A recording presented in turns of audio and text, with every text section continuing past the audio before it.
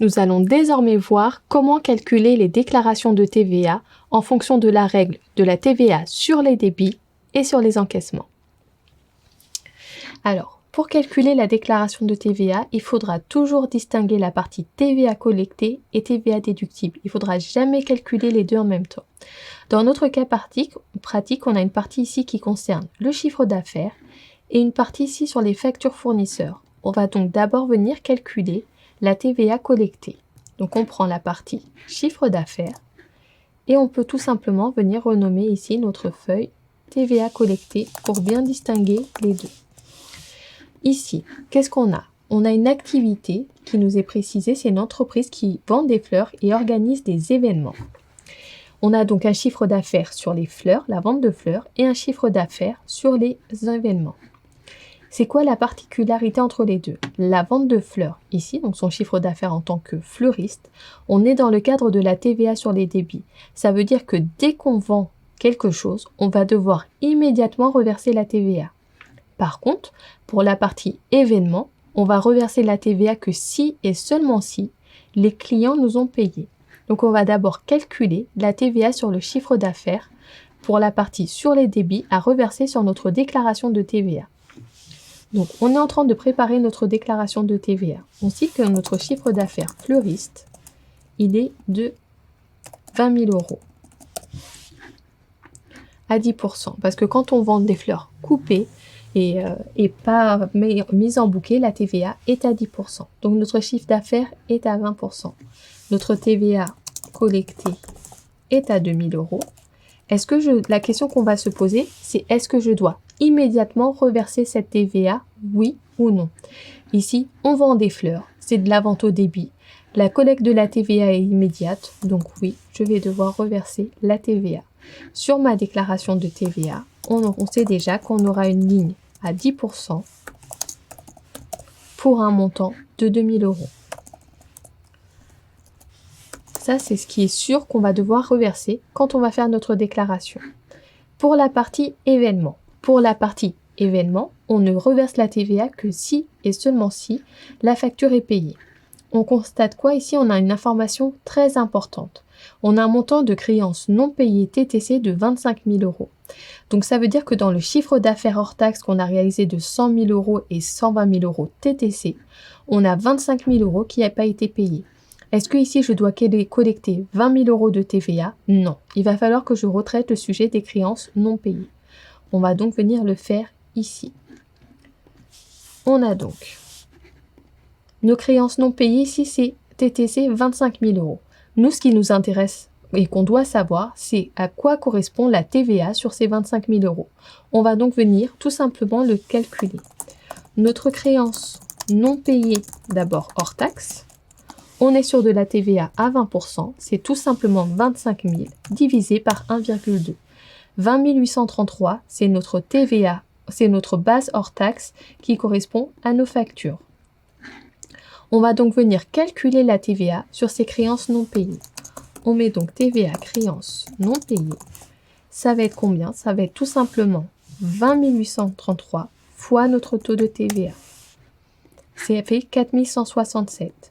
Ça veut dire que sur ces 25 000 € ici de créances non payées, on a 4 167 € de TVA. Ça veut dire que quand on va reverser notre TVA, il y aura 4 167 € tout simplement qui ne seront pas à reverser. Donc quelle va être la TVA à payer ici, à collecter? Ça va être tout simplement la différence entre nos 20 000 € qu'on a acté dans le chiffre d'affaires et la TVA sur les créances non payées qui doit obligatoirement rester en compte. Encore une fois, on ne la reverse pas tant qu'elle n'est pas payée. Le jour où ça sera payé, là, cette fois, on la reversera tout simplement sur la déclaration de TVA. Donc, on vient mettre notre montant, c'est ici 20 000 moins 4 167. On va devoir collecter à 20% la somme de 15 833 qui correspond ici à notre chiffre d'affaires sur les encaissements. Donc notre TVA à 20% va être de 15 833. On a donc un total de TVA collecté à reverser de 17 833 qui devront apparaître automatiquement sur notre déclaration TVA et directement. On va venir bien entendu compléter la déclaration de TVA. Sur la déclaration de TVA, il n'y aura absolument pas de distinction entre la TVA sur les débits et la TVA sur les encaissements. Ça va sur la même ligne, mais par contre, il y aura une ligne pour la TVA à 10% et pour la TVA à 20%. Et surtout, il faudra collecter 17 833 € qui correspond encore une fois à la TVA sur les débits de 2 000 € et à la TVA sur les prestations qui ont été encaissées. Soit donc la TVA de 20 000 € moins la TVA qui reste sur les créances clients de 4 167 €. On a donc ici calculé notre TVA collectée. On va pouvoir désormais calculer notre TVA déductible. Donc on crée une feuille pour calculer notre TVA déductible et on vient prendre nos informations. On a donc toutes les factures fournisseurs ici, donc on a aussi bien Orange, des honoraires d'avocat, des honoraires de réseaux sociaux, etc. Tous les types de factures, le montant hors taxe, la TVA et TTC, et surtout on a l'information si les factures sont payées ou pas. Pourquoi cette information est très importante? Parce que comme pour la TVA collectée, on va distinguer la TVA sur les débits et la TVA sur les encaissements. On va donc venir indiquer ici si c'est sur les débits ou si c'est sur des encaissements.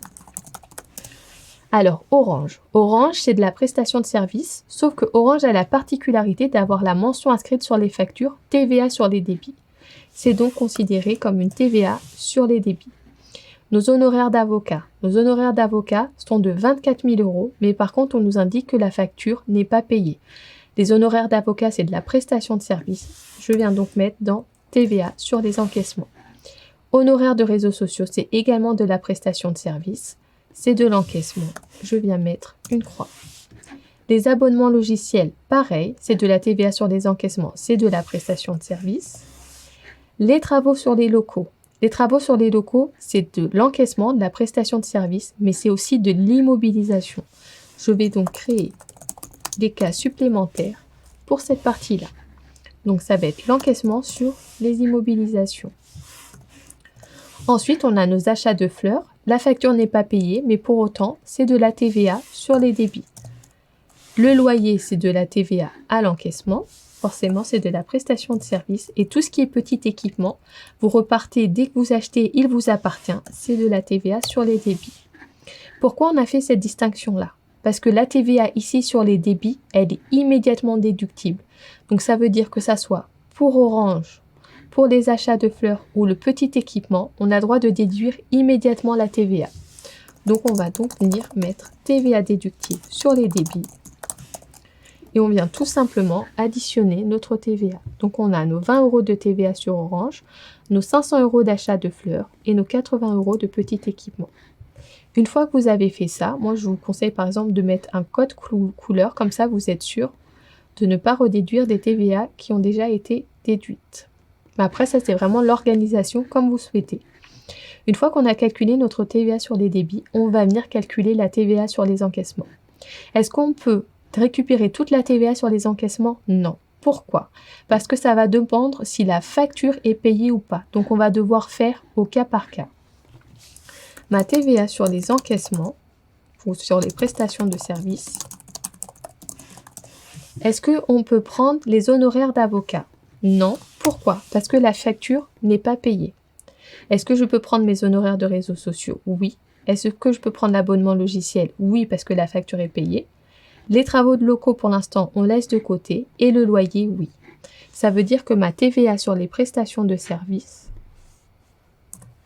va correspondre à la somme de mes honoraires de réseaux sociaux, donc la TVA, 600 €, plus 100 € d'abonnement logiciel, plus 600 €. Encore une fois, on va mettre un code couleur pour distinguer et pas redéduire, et encore une fois, la TVA. Ensuite, il me reste ma TVA sur les immobilisations. Ma TVA sur les immobilisations, on dit que les travaux sur les locaux sont payés. Si c'est payé, j'ai droit de déduire la TVA. C'est juste que je ne vais pas la déduire sur les biens et services, mais je vais la déduire sur les immobilisations. Ma TVA est de 2 000 €. Je mets donc un code couleur. Là, j'ai donc calculé ma TVA déductible pour un total ici de 600 plus 1300 plus 2000, soit 3900 €. Donc on note TVA déductible et ça fait un montant de 3900 €. Comment on peut contrôler également la déclaration de TVA? Sur la partie déductible, ici, le total de ma TVA déductible, elle est de 7 900 €. On a dit que les honoraires d'avocat n'étaient pas payés, ils restaient en compte. Donc ma TVA déductible, ça sera tout simplement mes 7 900 moins mes 4 000 ici, puisqu'il reste en compte. C'est 3 900, je retrouve bien le total de la TVA déductible pour 3 900. Je vais donc pouvoir préparer ce qu'on appelle le récap de TVA. Ça veut dire ce qu'on va inscrire dans la déclaration de TVA. Là, je vais prendre tout simplement ma partie TVA collectée. On va prendre aussi la partie de la TVA déductible de la même façon.